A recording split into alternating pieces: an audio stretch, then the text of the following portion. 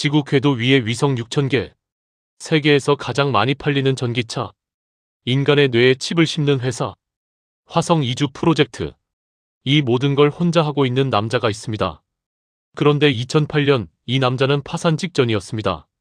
로켓은 3번 연속 폭발, 테슬라는 납품 지연으로 투자자 소송, 이혼 소송까지 겹쳤습니다. 개인 재산은 사실상 0원. 주변 모든 사람이 말했습니다. 이제 그만해도 된다고. 넌 충분히 했다고. 넌 이미 부자라고. 그는 한 가지만 생각했습니다. 아직 화성에 못 갔다. 이 남자의 이름은 일론 머스크. 그는 천재일까요? 미친 사람일까요? 아니면 우리가 아직 이해하지 못한 무언가일까요? 오늘 처음부터 끝까지 낱낱이 파헤쳐드립니다. 절대 자리 뜨지 마세요. 1971년 6월 28일 남아프리카 공화국 프리토리아.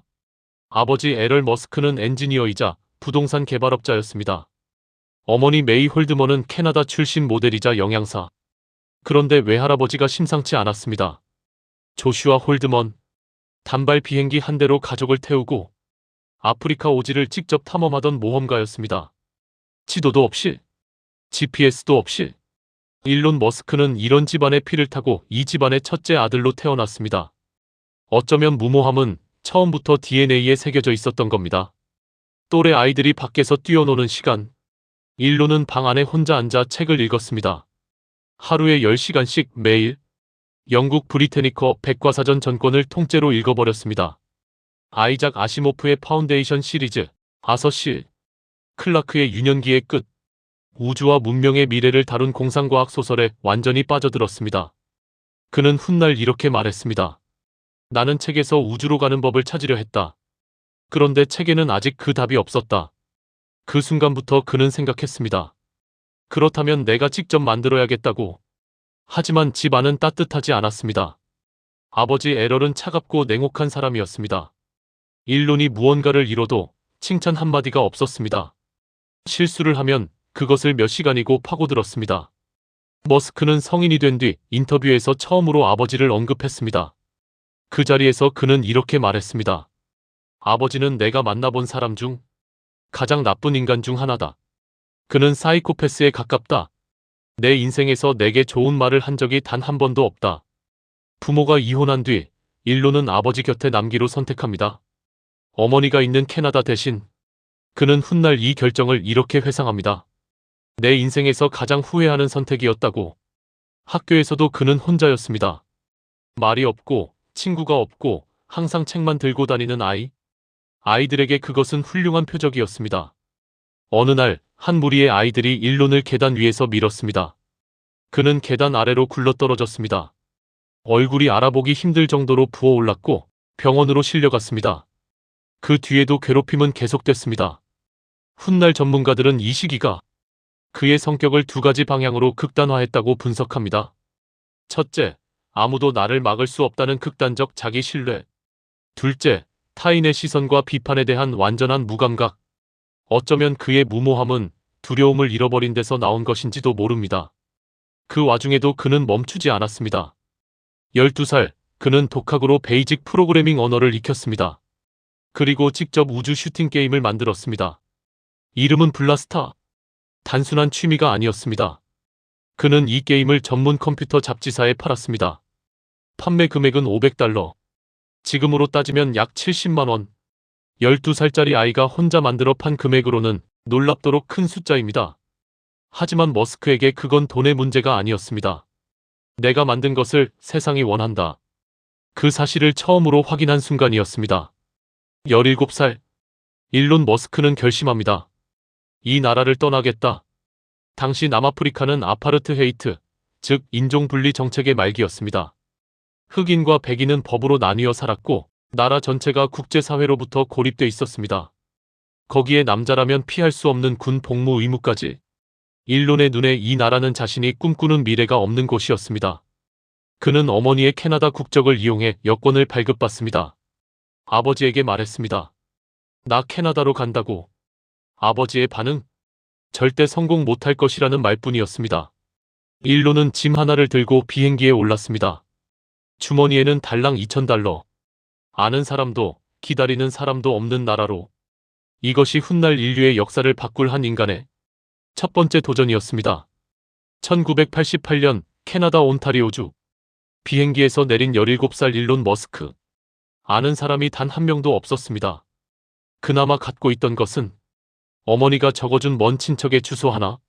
버스를 3번 갈아타며 그 주소를 찾아갔습니다. 그런데 도착해보니 집에 아무도 없었습니다. 이미 이사를 간 뒤였습니다. 그는 그날 밤 어디서 잤을까요? 기록에 따르면 저렴한 숙소를 구하지 못한 날에는 버스 터미널 의자에서 밤을 보낸 적도 있었습니다. 주머니에 $2,000. 아는 사람 0명. 돌아갈 생각 0%. 그는 일자리를 찾기 시작했습니다. 그가 처음 얻은 일은 농장 일이었습니다. 채소를 심고 흙을 파고 나무를 베는 일. 그 다음은 목재소 청소. 톱밥이 가득한 공간에서 빗자루를 들었습니다. 그리고 가장 힘들었던 일. 보일러실 청소였습니다. 좁고 뜨겁고 냄새나는 터널 안에서 위험 폐기물을 맨손으로 치웠습니다. 시간당 $18. 나중에 머스크는 이 경험을 이렇게 회상했습니다. 그때 나는 스스로에게 말했다. 어떤 일도 이것보다 힘들 수는 없다. 그러니 무엇이든 도전할 수 있다. 이 시기가 그에게 심어준 것은 단 하나였습니다. 두려움을 없애는 훈련. 퀸즈 대학교에 입학한 머스크는 장학금을 받아 펜실베이니아 대학교로 편입합니다. 경제학과 물리학 2개를 동시에 전공했습니다. 학비가 문제였습니다. 그는 아이디어를 냅니다. 자신의 아파트 방 10개를 주말마다 파티 장소로 빌려줬습니다. 입장료를 받고 사람을 모으고 수익을 학비에 보탰습니다. 그는 이미 19살의 사업가였습니다. 그리고 이 시기에 한 가지 확신을 갖게 됩니다. 인터넷이 세상을 바꿀 것이다. 그리고 그 변화는 지금 당장 시작되고 있다. 1995년 스탠퍼드 대학원 에너지 물리학 박사과정 합격. 세계에서 가장 들어가기 어려운 학교 중 하나. 수많은 사람들이 평생을 바쳐 준비하는 자리. 머스크는 입학 이틀 만에 자퇴했습니다. 이틀. 그는 학과 사무실에 자퇴서를 냈습니다. 교수들은 황당해했습니다. 부모님도 말렸습니다. 그는 이렇게 말했습니다. 인터넷이 세상을 바꾸는 지금 이 순간 나는 강의실 안에 앉아 있을 수가 없었다. 5년 뒤에 박사 학위를 받는 것보다 지금 당장 뛰어드는 게 더 중요하다. 틀린 말이었을까요? 지금 우리가 알고 있는 결과를 보면 아닌 것 같습니다. 동생 킴발과 함께 작은 사무실을 얻었습니다. 회사 이름은 집2. 지금으로 치면 구글 맵스와 옐프를 합쳐놓은 서비스. 지역 신문사들이 온라인에서 비즈니스 정보를 지도와 함께 보여줄 수 있게 해주는 플랫폼이었습니다. 문제는 돈이 없었다는 겁니다. 컴퓨터는 단 한 대. 낮에는 서버로 쓰고 밤에는 개발용으로 썼습니다. 밥은 사무실 주변 편의점에서 해결했습니다. 샤워는 근처 YMCA에서. 그리고 잠은 사무실 바닥에서. 어떤 날은 소파에서, 어떤 날은 침낭 위에서. 하지만 그는 불평하지 않았습니다. 오히려 직원들에게 말했습니다. 우리는 지금 뉴욕타임스보다 더 좋은 것을 만들고 있다. 그게 보이지 않아? 1999년 컴팩이 집2를 전격 인수합니다. 인수 금액 $3억 700만. 머스크의 목 약 $2200만. 나이는 28. 사무실 바닥에서 자던 남자가 28배 200억 원을 손에 쥐었습니다. 대부분의 사람이라면 여기서 멈췄겠지요.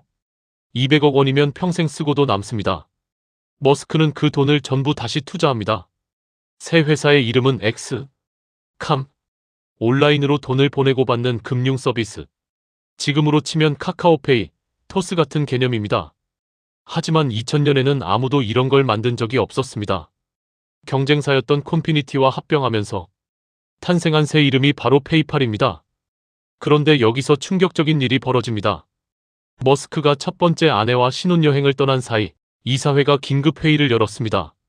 의제는 하나. 머스크를 CEO에서 끌어내릴 것인가? 기술 방향을 놓고 이사회와 갈등이 쌓여 있었습니다. 머스크는 윈도우 기반 시스템을 원했고 나머지 이사들은 유닉스 기반을 원했습니다. 작은 기술 싸움처럼 보였지만 결과는 머스크의 해임이었습니다. 신혼여행지에서 전화를 받았습니다. 당신은 이제 CEO가 아닙니다. 그의 반응은 놀라웠습니다. 화를 내는 대신 그는 최대 주주로 남아 회사가 잘 되기를 응원했습니다. 2002년 이베이가 페이팔을 15억 달러에 인수합니다. 머스크의 목 약 1억 8천만 달러. 나이 31살. 한국 돈으로 약 2,400억 원. 31살. 손에 2,400억 원. 이 나이에 이 돈이면 아무것도 안 해도 됩니다. 평생. 주변 사람들이 물었습니다. 이제 뭘 할 거야? 쉬는 거야? 집 살 거야? 요트 살 거야? 머스크의 대답은 달랐습니다. 그는 돈을 세 곳에 나눠 넣기로 결심합니다. 첫 번째, 전기차 회사. 두 번째, 우주 로켓 회사. 세 번째, 태양광 에너지 회사. 주변 모든 사람이 말했습니다. 다 망할 것이라고. 특히 로켓은 미친 짓이라고. 그는 귀를 닫았습니다. 우리는 묻게 됩니다. 왜 하필 로켓이었을까? 그 답은 러시아 출장길 비행기 안에서 나왔습니다. 2001년 머스크의 손에는 1억 8천만 달러가 있었습니다. 그는 어릴 때부터 꿈꿔온 일을 하기로 합니다. 화성. 가장 먼저 한 일은 나사 홈페이지를 열어보는 것이었습니다. 화성 유인 탐사 계획을 찾아봤습니다. 아무것도 없었습니다. 그 다음 나사 고위 관계자들을 직접 찾아갔습니다. 언제쯤 화성에 사람을 보낼 계획이냐고 물었습니다. 돌아온 답변은 단 한마디였습니다. 예산이 없습니다. 머스크는 충격을 받았습니다. 1969년에 달에 발을 디딘 나라가 2001년에는 화성조차 꿈꾸지 않고 있었습니다. 그는 생각했습니다. 그렇다면 내가 직접 해야 한다. 처음에 그가 생각한 건 로켓이 아니었습니다. 화성에 작은 온실을 보내는 것이었습니다. 식물 몇 개를 심어서 화성의 붉은 흙 위에 초록빛을 만드는 것. 그걸 전 세계에 생중계하면 사람들이 우주에 다시 관심을 가질 것이라고 생각했습니다. 이름도 지었습니다. 화성 오아시스 프로젝트. 친구들에게 아이디어를 설명했습니다. 반응은 두 가지였습니다. 대단하다, 아니면 미쳤다. 그런데 계산을 시작하자 문제가 생겼습니다. 화성까지 온실을 보내려면 로켓이 필요했습니다. 그 로켓 가격이 너무 비쌌습니다. 2001년과 2002년 머스크는 두 차례 러시아를 찾아갑니다. 목적은 하나. 러시아 구형 대륙간탄도 미사일 ICBM을 싸게 사는 것. 냉전 시대 만들어진 로켓들이 창고에 쌓여 있다는 정보를 입수했습니다. 모스크바의 우주기업 NPO 라보치킨. 회의실에 마주 앉은 러시아 담당자들은 처음부터 머스크를 진지하게 보지 않았습니다. 미국에서 온 젊은 사업가. 우주를 안다고? 로켓을 산다고? 그들은 비웃었습니다. 협상은 시작도 전에 결렬됐습니다. 제시된 가격은 머스크가 생각한 것의 3배가 넘었습니다. 머스크는 모스크바 회의실을 나왔습니다. 손에는 아무것도 없었습니다. 모욕감만 가득했습니다. 하지만 그 모욕이 역사를 바꿉니다. 모스크바에서 돌아오는 비행기. 창밖엔 시베리아 설원이 펼쳐져 있었습니다. 머스크는 노트북을 꺼냈습니다. 그리고 스프레드 시트를 열었습니다. 그가 계산하기 시작한 것은 딱 한 가지였습니다. 로켓을 만드는 데 드는 원자재 비용은 얼마인가? 알루미늄 합금, 강철, 티타늄, 케로신 연료. 하나씩 가격을 입력했습니다. 더하고 나누고 비교했습니다.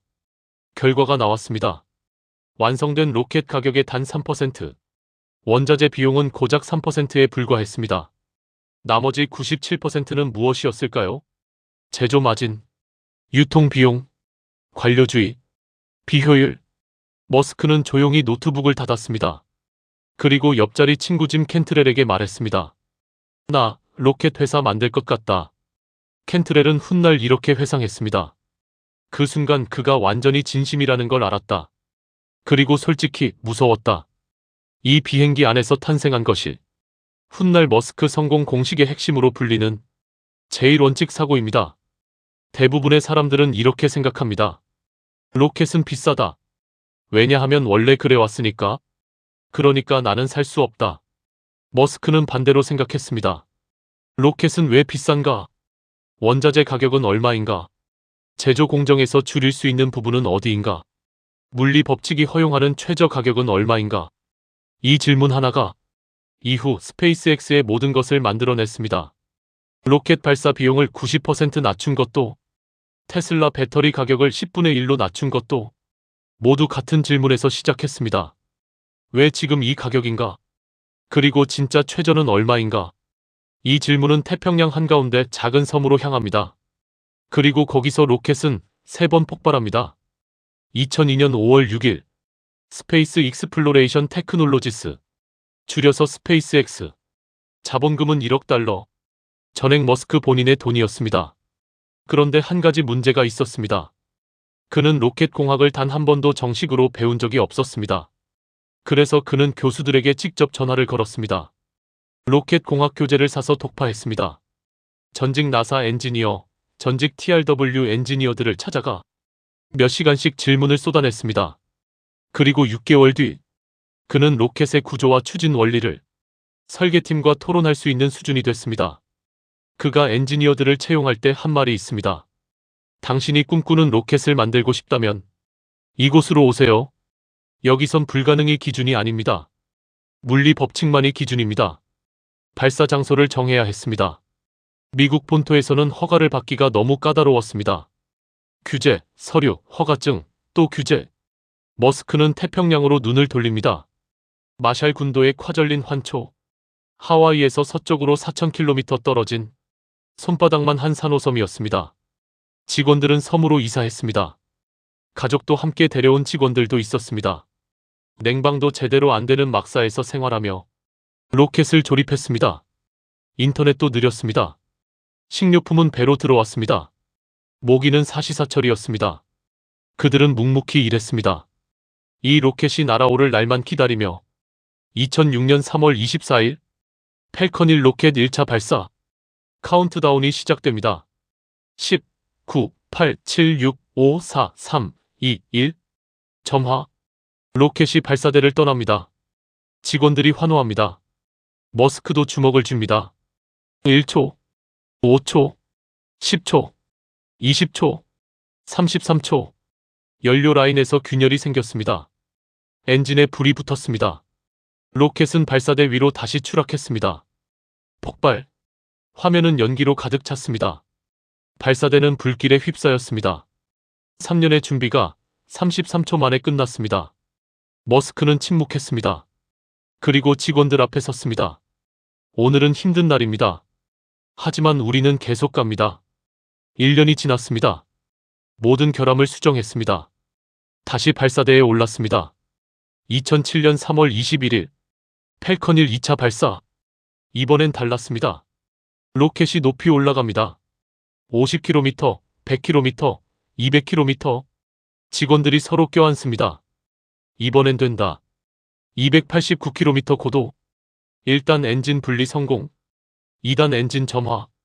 그 순간 1단과 2단이 충돌했습니다. 분리 직후 남은 추진력이 1단을 다시 밀어올린 겁니다. 폭발. 이번엔 더 높이 갔습니다. 그리고 더 높은 곳에서 폭발했습니다. 결과는 같았습니다. 이번엔 진짜 화물을 실었습니다. 미국 국방부 위성과 말레이시아 위성. 처음으로 실제 고객의 물건을 우주로 보내는 임무였습니다. 2008년 8월 2일 펠컨 1 3차 발사. 로켓은 순조롭게 날아올랐습니다. 1단 분리 성공. 2단 엔진 점화 성공. 그런데 2단 엔진이 예정보다 0.5초 늦게 꺼졌습니다. 단 0.5초. 그 0.5초 때문에 1단이 아직 근처에 있었습니다. 그리고 둘이 충돌했습니다. 폭발. 2008년이었습니다. 세계 금융위기가 터진 해. 테슬라도 같은 시기에 생존 위기였습니다. 머스크의 개인 자산은 두 회사에 전부 묶여 있었습니다. 사실상 영원. 주변 사람들이 하나둘 설득하기 시작했습니다. 이제 그만해도 된다. 너는 충분히 했다. 포기해도 부끄럽지 않다. 머스크는 밤마다 잠을 이루지 못했습니다. 스페이스X에 남은 돈을 계산했습니다. 딱 한 번. 로켓을 한 번 더 발사할 자금이 남아 있었습니다. 4차 발사가 마지막이었습니다. 여기서 또 실패하면 스페이스X는 끝이었습니다. 머스크는 전 직원을 모았습니다. 그리고 말했습니다. 나는 절대로 포기하지 않을 것입니다. 스페이스X는 어떤 일이 있어도 계속 나아갑니다. 우리는 4차 발사를 준비합니다. 직원들 중 일부는 눈물을 흘렸습니다. 두려움인지 감동인지 알 수 없었습니다. 4차 발사 준비가 시작됐습니다. 직원 가족들도 섬으로 날아왔습니다. 모두가 알고 있었습니다. 이번이 마지막이라는 것을 2008년 9월 28일 오전 11시 15분 펠컨 1 4차 발사 카운트다운 10, 9, 8, 7, 6, 5, 4, 3, 2, 1 점화 로켓이 올라갑니다. 10km, 50km, 100km 1단 분리 성공 2단 엔진 점화 성공 200km, 300km, 400km 아무도 숨을 쉬지 않았습니다. 관제실이 완전히 조용했습니다. 500km 폭발하지 않았습니다. 로켓이 계속 올라갑니다. 지구 궤도 진입 성공입니다. 사상 최초로 민간 기업이 만든 액체 연료 로켓이 지구 궤도에 도달했습니다. 관제실이 터집니다. 직원들이 서로 끌어안고 웁니다. 바닥에 주저앉아 우는 사람도 있었습니다. 머스크도 울었습니다. 카메라 앞에서 숨기지 않고 그는 말했습니다. 여러분 감사합니다. 이게 얼마나 힘든 일인지는 여러분이 가장 잘 압니다. 나는 여러분이 자랑스럽습니다. 발사 성공으로부터 이틀이 지났습니다. 스페이스X 사무실로 전화 한 통이 걸려왔습니다. 나사였습니다. 내용은 간단했습니다. 국제우주정거장으로 화물을 운송하는 계약. 계약 금액 16억 달러. 파산 직전이었던 회사가 이틀 만에 16억 달러 계약을 따냈습니다. 머스크는 나중에 이 순간을 이렇게 표현했습니다. 4차 발사가 성공하지 않았다면 스페이스X는 그 자리에서 끝났을 것이다.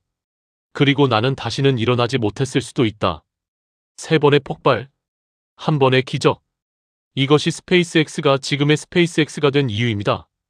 그리고 같은 시간 다른 전선에서도 또 다른 전쟁이 벌어지고 있었습니다. 테슬라의 이야기입니다. 많은 사람들이 테슬라를 머스크가 만든 회사라고 알고 있습니다. 사실이 아닙니다. 2003년 7월 1일 마틴 에버하드와 마크 타페닝이 실리콘밸리에서 테슬라 모터스를 창업했습니다. 그들의 목표는 단순했습니다. 전기차를 골프카트처럼 보이게 만들지 말자. 스포츠카처럼 만들자. 빠르고 섹시하고 갖고 싶어지는 차로 2004년 머스크가 등장합니다. 시리즈 A 투자 라운드를 주도하며 630만 달러를 투자합니다. 동시에 이사회 의장직을 맡았습니다. 그는 처음부터 단순한 투자자가 아니었습니다. 제품 방향을 직접 결정하고 설계에도 개입하기 시작했습니다. 그리고 한 가지 원칙을 못 박았습니다. 이 차는 역대 가장 빠른 전기차여야 한다. 느린 전기차는 내 관심 밖이다. 첫 번째 모델 로드스터 개발은 처음부터 삐걱거렸습니다. 영국 스포츠카 업체 로터스의 차대를 기반으로 삼았습니다. 목표 가격은 대당 92,000달러. 그럭저럭 팔릴 만한 가격이었습니다. 그런데 개발이 진행될수록 원가가 치솟았습니다. 배터리 팩 설계를 다시 해야 했고 변속기 문제로 시제품이 3번 교체됐습니다. 결국 한 대를 만들 때마다 원가가 판매가를 초과했습니다. 팔수록 손해인 구조였습니다. 에버하드는 이 문제를 머스크에게 제대로 보고하지 않았습니다. 머스크가 직접 장부를 들여다봤을 때 그는 배신감을 느꼈습니다. 2007년 머스크는 에버하드를 CEO에서 전격 교체합니다. 에버하드는 소송을 제기했고 머스크는 역소송으로 맞섰습니다. 테슬라의 공동 창업자와 최대 투자자가 법정에서 맞붙었습니다. 2008년은 머스크에게 인생 최악의 해였습니다. 스페이스X 로켓은 3번 연속 폭발했고 테슬라는 납품 지연으로 고객들의 분노가 폭발했습니다. 투자자들은 돈을 회수하려 했습니다. 거기에 세계 금융위기까지 터졌습니다. 그뿐이 아니었습니다. 첫 번째 아내 저스틴과 이혼 소송이 진행 중이었습니다. 두 번째 약혼자 탈룰라 라일리와는 관계가 흔들리고 있었습니다. 한 인터뷰에서 머스크는 이 시기를 이렇게 묘사했습니다. 잠자리에 들면 악몽을 꿨습니다. 눈을 감으면 회사가 무너지는 장면이 보였습니다. 그냥 길을 걷다가 갑자기 눈물이 나온 적도 있었습니다. 그는 당시 자신의 상태를 이렇게 표현했습니다. 인간이 버틸 수 있는 한계에 가까웠다고. 2008년 12월 24일 크리스마스 이브 테슬라의 자금이 바닥났습니다. 직원들 월급을 줄 수 없는 상황이었습니다.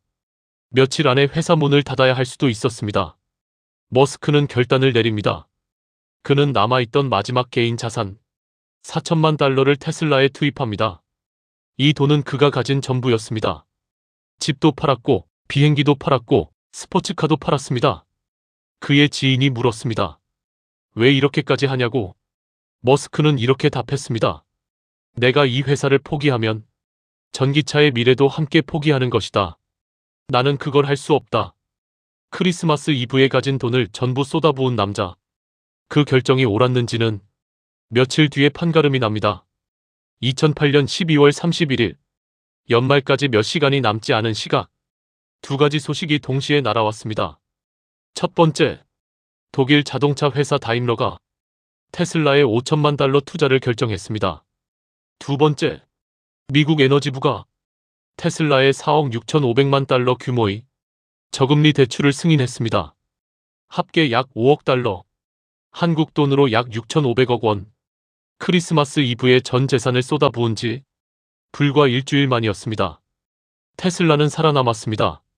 단 하루 차이로.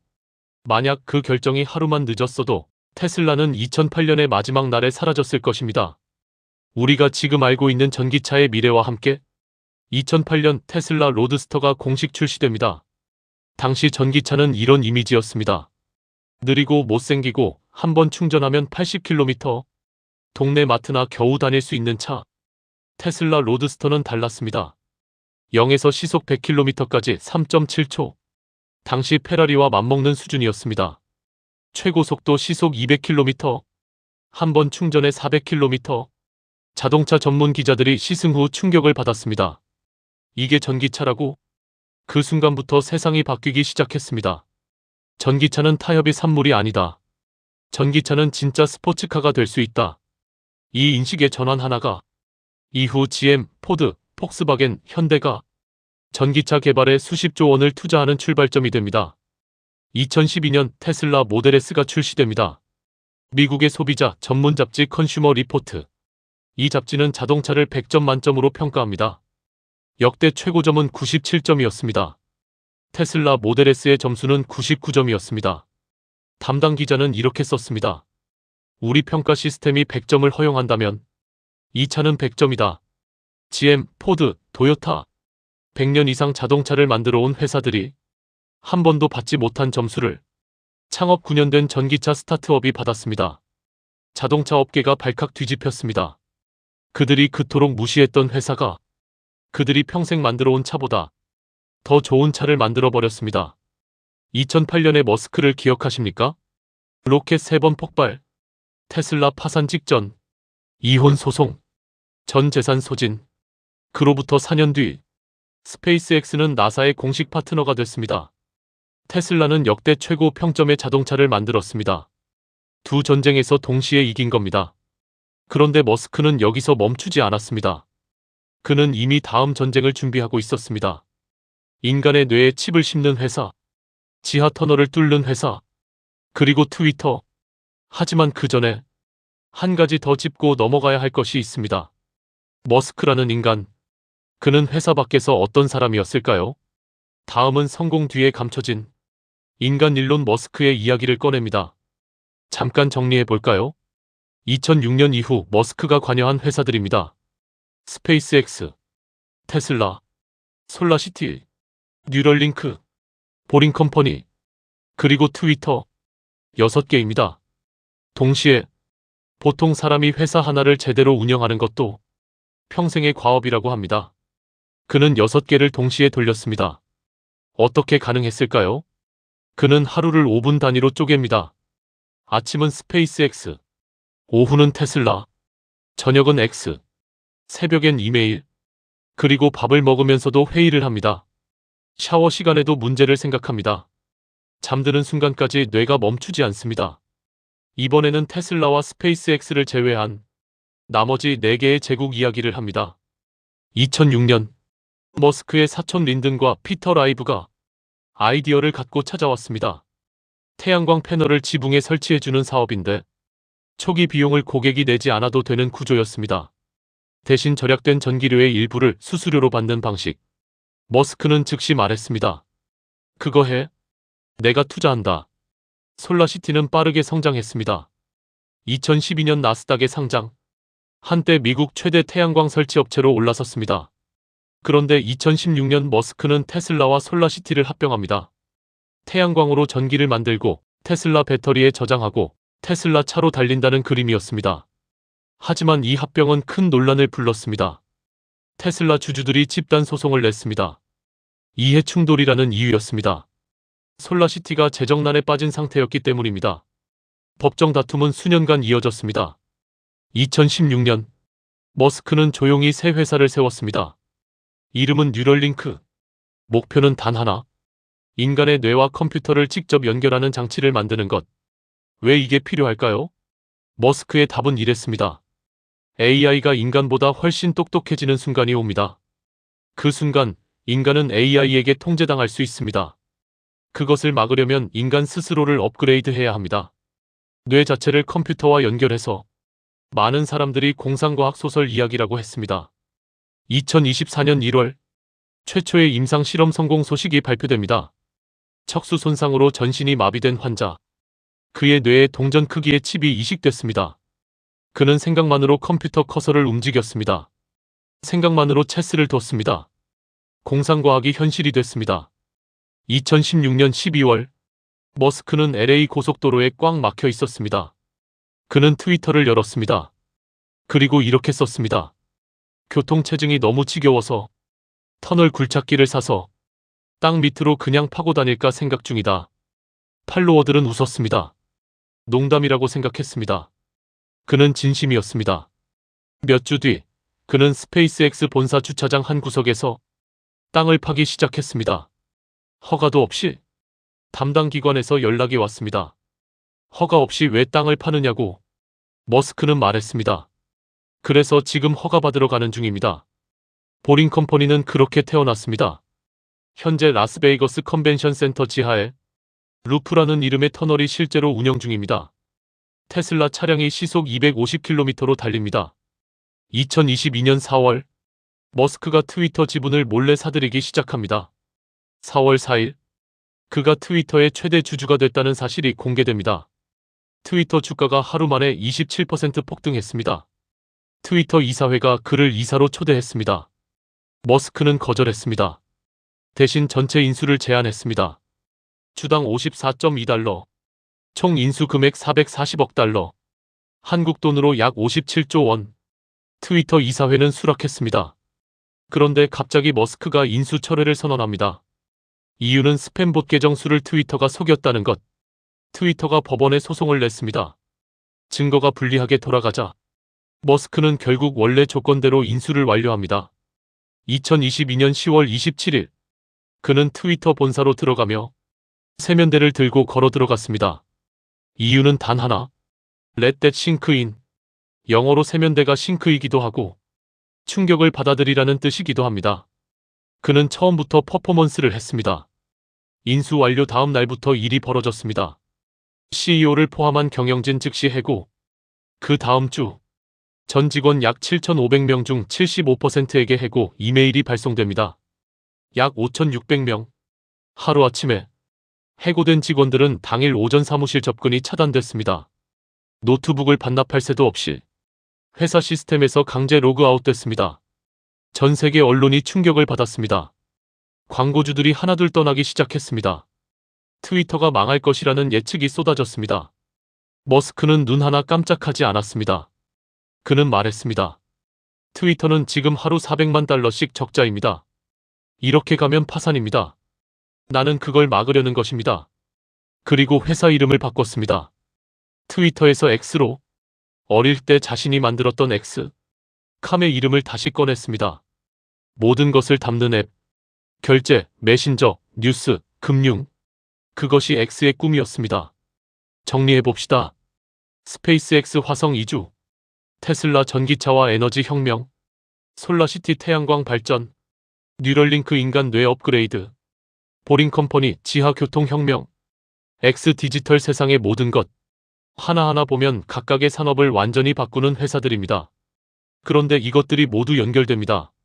화성에 가려면 에너지가 필요하고, 에너지를 만들려면 태양광이 필요하고, 그 에너지를 저장하고 쓰려면 배터리와 전기차가 필요하고, 인간이 AI와 경쟁하려면 뇌를 업그레이드해야 하고, 그 모든 것을 연결하는 디지털 플랫폼이 X입니다. 이것이 우연일까요? 아니면 처음부터 설계된 그림일까요? 많은 사람들이 그를 천재라고 부릅니다. 많은 사람들이 그를 위험하다고 부릅니다. 그런데 한 가지는 분명합니다. 그는 지금 지구에서 가장 많은 분야를 동시에 바꾸고 있는 인간입니다. 다음은 그 인간의 속살을 들여다봅니다. 결혼과 이혼, 상처와 고독, 성공 뒤에 감춰진 일론 머스크의 이야기입니다. 지금까지 우리는 머스크의 성공을 봤습니다. 로켓, 전기차, 뇌칩, 화성. 그런데 이 모든 것을 이루는 동안 그의 개인적인 삶은 어땠을까요? 회사 밖에 일론 머스크. 카메라가 꺼진 뒤에 일론 머스크. 그는 말했습니다. 나는 일을 하지 않을 때 무엇을 해야 할지 모른다. 혼자 있으면 너무 외롭다. 그래서 일을 한다. 세상에서 가장 바쁜 사람이 사실 가장 외로운 사람이었습니다. 2000년 대학 시절 만난 첫사랑 저스틴 윌슨과 결혼했습니다. 그들의 첫 아들 이름은 네바다였습니다. 네바다는 생후 10주 만에 세상을 떠났습니다. 유아돌 연사 증후군이었습니다. 머스크는 이 사실을 오랫동안 공개적으로 말하지 않았습니다. 그저 묻어두었습니다. 수년이 지난 뒤 한 인터뷰에서 진행자가 이 이야기를 꺼냈습니다. 머스크는 말을 잇지 못했습니다. 카메라 앞에서 처음으로 눈물을 보였습니다. 그는 말했습니다. 부모가 자식보다 먼저 떠나는 건 자연스러운 일입니다. 그런데 자식이 부모보다 먼저 가는 건 어떤 말로도 설명할 수 없습니다. 이후 두 사람은 시험관 시술로 쌍둥이와 새쌍둥이를 얻었습니다. 5 아들. 하지만 2008년 두 사람은 이혼합니다. 저스틴은 훗날 에세이를 통해 이렇게 썼습니다. 그는 언제나 나를 직원처럼 대했습니다. 나는 아내가 아니라 그의 또 다른 프로젝트 같았습니다. 2010년 영국 배우 탈룰라 라일리와 재혼합니다. 2012년 이혼, 2013년 재재혼, 2016년 재이혼. 같은 사람과 결혼을 2번 하고 이혼도 2번 했습니다. 탈룰라는 나중에 이렇게 말했습니다. 그와 함께하는 건 롤러코스터입니다. 내가 그를 진심으로 사랑했다는 건 변하지 않습니다. 하지만 그와 함께 사는 것은 보통 사람이 감당할 수 있는 일이 아닙니다. 3번의 결혼, 3번의 이별, 그리고 그는 또다시 새로운 관계로 나아갔습니다. 캐나다 출신 음악가 그라임스와 함께 3명의 아이를 얻었습니다. 현재까지 공식적으로 알려진 그의 자녀는 12명입니다. 그는 공개적으로 말합니다. 저출산이 인류 최대의 위기다. 나는 그 문제를 직접 해결하고 있다. 2021년 5월 미국 최대 코미디 프로그램 SNL에 머스크가 출연했습니다. 무대에 오른 그는 오프닝 멘트를 시작했습니다. 그리고 조용히 말했습니다. 저는 아스퍼거 증후군이 있습니다. 객석이 잠깐 조용해졌습니다. 그는 계속했습니다. 그래서 제가 때때로 이상한 말을 하거나 상황에 맞지 않는 행동을 합니다. 하지만 그것이 진짜 저입니다. 연기가 아닙니다. 아스퍼거 증후군은 사회적 신호를 읽는데 어려움이 있는 신경 발달 특성입니다. 눈치를 보지 못하고 타인의 감정을 헤아리기 어렵고 하나의 주제에 극단적으로 집중하는 경향이 있습니다. 전문가들은 이것이 머스크의 모든 것을 설명한다고 말합니다. 타인의 시선을 무시하는 능력, 한 가지 목표에 모든 것을 쏟아붓는 집중력, 불편한 진실도 그냥 말해버리는 직설화법. 그것이 그를 천재로 만든 동시에 가장 가까운 사람들을 힘들게 한 이유였습니다. 그는 세상을 바꿨습니다. 하지만 가장 가까운 사람들을 지키는 데는 서툴렀습니다. 로켓은 설계할 수 있었지만 관계는 설계하지 못했습니다. 배터리 원가는 계산할 수 있었지만 상대방의 마음은 계산하지 못했습니다. 그는 아마도 알고 있을 겁니다. 한 인터뷰에서 그는 이렇게 말했습니다. 나는 행복한 사람이 아닙니다. 나는 그냥 해야 할 일을 하는 사람입니다. 이것이 인간 일론 머스크입니다. 신도 아니고 악당도 아닙니다. 그냥 상처받은 채로 멈추지 않은 한 인간입니다. 그런데 그 인간이 지금 인류의 다음 챕터를 쓰고 있습니다. 화성, 스타쉽, 그리고 인류의 2번째 행성. 다음은 그 이야기를 하려 합니다. 머스크는 오래전부터 한 가지를 두려워했습니다. AI. 그는 AI를 두고 이렇게 말한 적이 있습니다.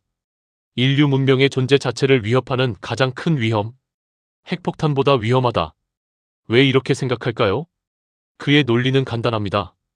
인간이 만든 AI가 어느 순간 인간보다 똑똑해집니다. 그 순간부터 AI는 스스로 목표를 설정합니다. 그 목표가 인간에게 유리하다는 보장이 없습니다. 그래서 그는 두 가지를 동시에 했습니다. AI를 직접 만드는 것, 그리고 AI에 맞설 인간 뇌를 업그레이드하는 것. 뉴럴링크가 그 두 번째였습니다. 그리고 첫 번째가 바로 오픈 AI였습니다. 2015년 12월 샌프란시스코의 한 회의실, 머스크와 샘 알트만을 포함한 실리콘밸리의 핵심 인물들이 모였습니다. 그들의 목표는 하나였습니다. 구글, 페이스북, 마이크로소프트, 거대 기업들이 AI를 독점하는 것을 막자. 인류 전체를 위한 AI를 만들자. 영리 목적이 아닌 비영리 연구소로. 초기 투자 약속 금액은 10억 달러. 머스크가 가장 큰 금액을 약속했습니다.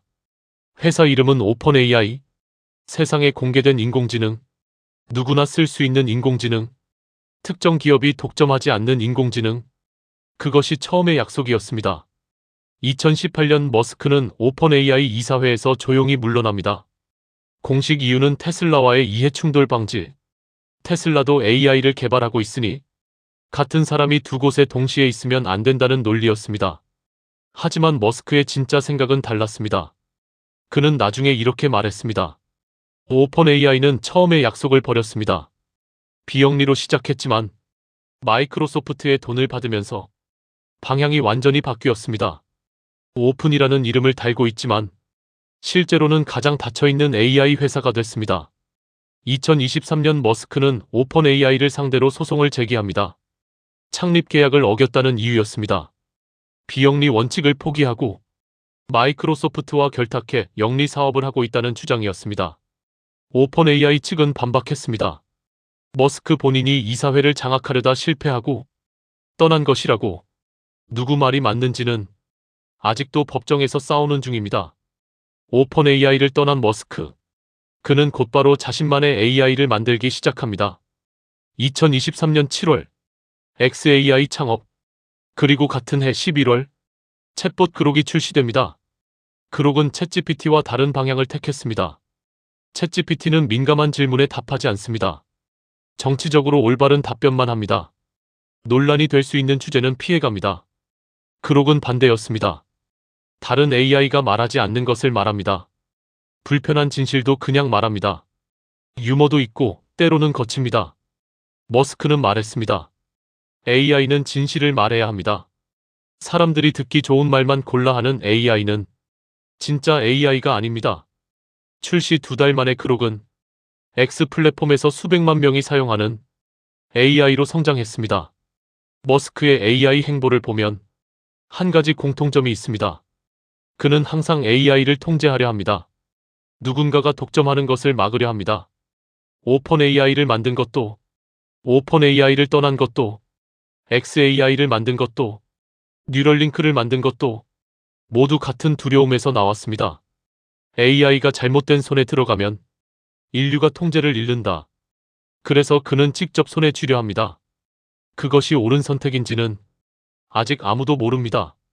어쩌면 그가 가장 두려워하는 결말은 AI에게 지배당하는 인류가 아닐지도 모릅니다. 자기 자신이 틀렸다는 사실을 증명당하는 것일 수도 있습니다. 다음은 그의 가장 큰 꿈이자 가장 미친 계획, 화성 이야기를 합니다. 지금까지 우리는 머스크의 성공을 봤습니다. 로켓, 전기차, AI, 화성. 그런데 이 영상이 진짜 그를 다루려면 불편한 이야기도 해야 합니다. 그는 지구에서 가장 많은 찬사를 받는 동시에 가장 많은 비판을 받는 인물입니다. 영웅이라는 말과 악당이라는 말이 동시에 같은 사람에게 붙습니다. 이 챕터에서는 양쪽을 모두 들어봅니다. 판단은 여러분이 하시면 됩니다. 저는 그냥 사실을 말합니다. 2018년 8월 7일 오후 12시 48분 머스크가 트위터에 글을 올립니다. 테슬라 상장 폐지를 고려 중입니다. 자금 확보는 완료됐습니다. 글자 수 합쳐서 42자. 그 42자가 시장을 뒤집었습니다. 테슬라 주가가 하루 만에 11% 폭등했습니다.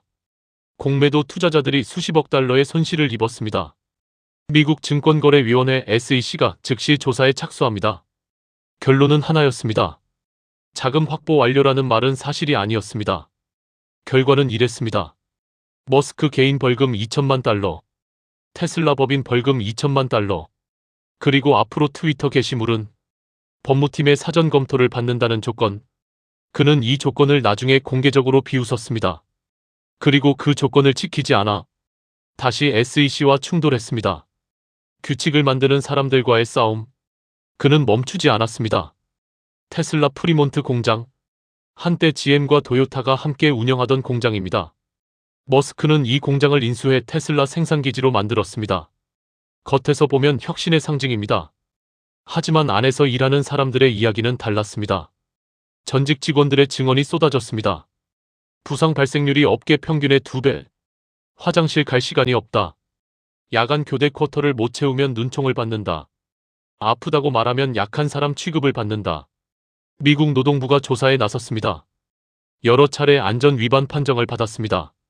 머스크의 답변은 늘 같았습니다. 나는 나 자신에게도 같은 기준을 적용합니다. 공장 바닥에서 자면서 일합니다.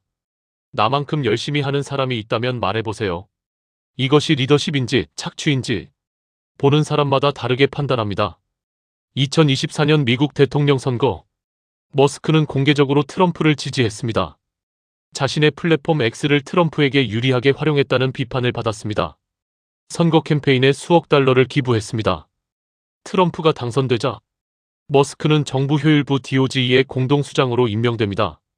연방정부의 지출을 줄이고 비효율적인 기관을 없애는 역할. 비판론은 거셌습니다. 민간 기업인이 정부 핵심 기관을 장악했다.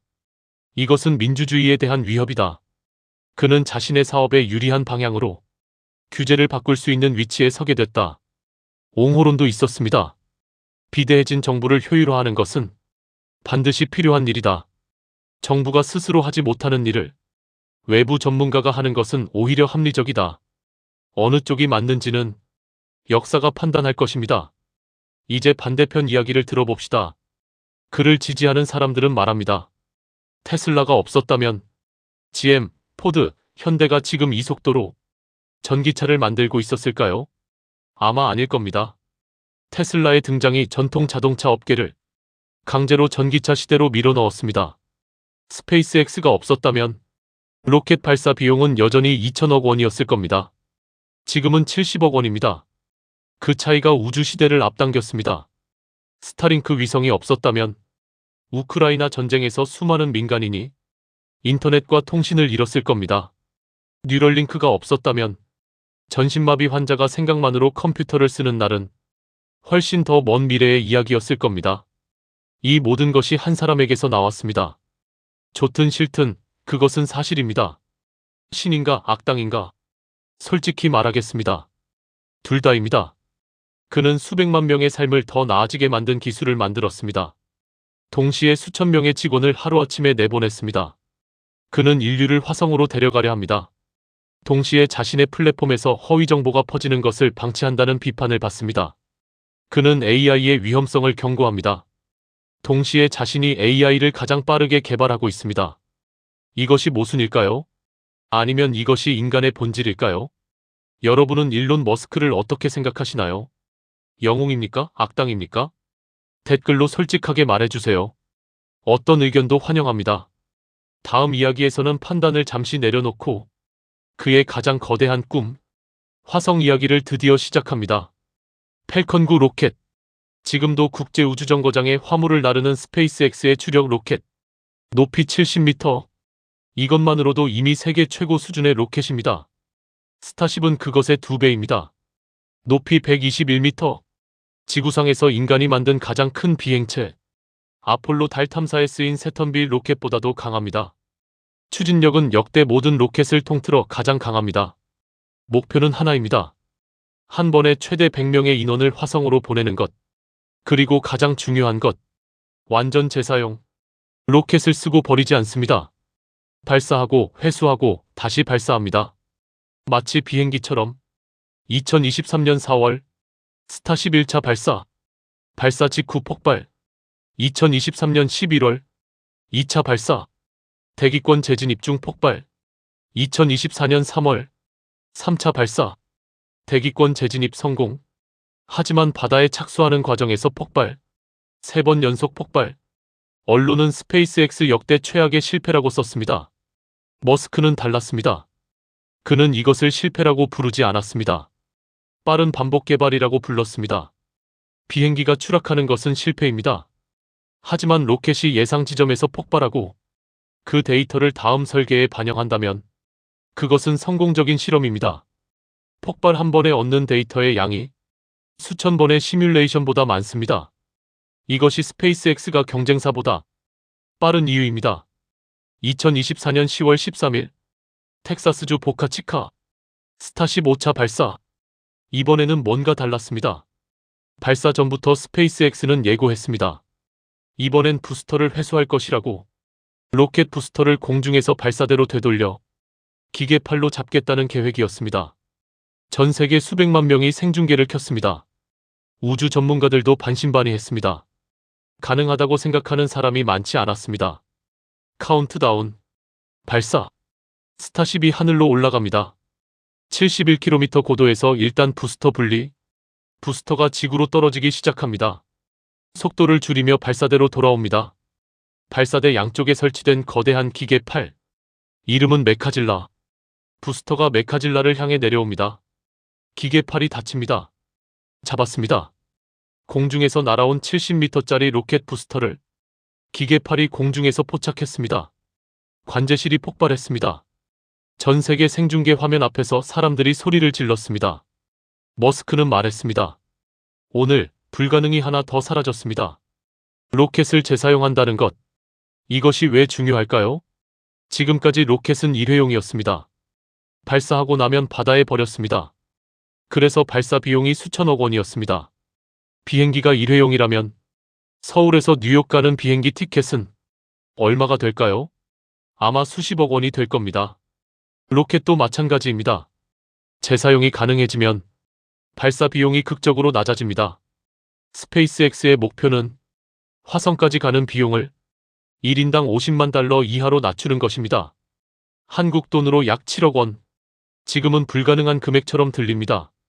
하지만 머스크는 말합니다. 충분한 시간이 주어지면 이 비용은 집 한 채 값 수준까지 내려갈 것이다. 그것이 현실이 되는 날, 화성 이주는 SF 소설이 아닙니다. 많은 사람들이 묻습니다. 왜 화성입니까? 지구도 아직 문제가 넘치는데 왜 다른 행성입니까? 머스크의 답은 일관됩니다. 인류가 지구 한 곳에만 사는 한 우리는 언제든 멸종할 수 있습니다. 소행성 충돌, 핵전쟁, 기후변화, 전염병, 이 중 하나만 제대로 터져도 인류 문명은 끝날 수 있습니다. 화성은 백업 드라이브입니다. 컴퓨터에 중요한 파일을 저장할 때 하나의 드라이브에만 저장하지 않습니다. 인류도 마찬가지여야 합니다. 그는 이렇게 말합니다. 나는 화성에서 죽고 싶습니다. 착륙 직후에는 말고요. 그것이 진심인지 농담인지는 모릅니다. 하지만 한 가지는 분명합니다. 그는 실제로 그 방향으로 가고 있습니다. 다음 이야기에서는 그가 바꾼 세상을 숫자로 정리합니다. 당신이 생각하는 것보다 훨씬 더 많은 것이 바뀌었습니다. 원칙 1. 제1원칙 사고. 모든 것을 기본 물리 법칙까지 분해하라. 그리고 다시 쌓아 올려라. 원칙 2. 극단적 목표 설정.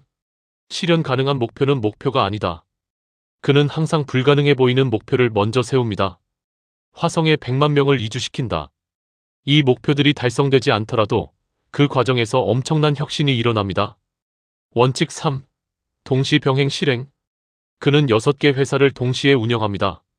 하루를 5분 단위로 쪼갭니다. 원칙 4. 실패를 데이터로 전환. 팰컨 1이 3번 폭발했을 때 스페이스X 엔지니어들은 데이터를 모았습니다.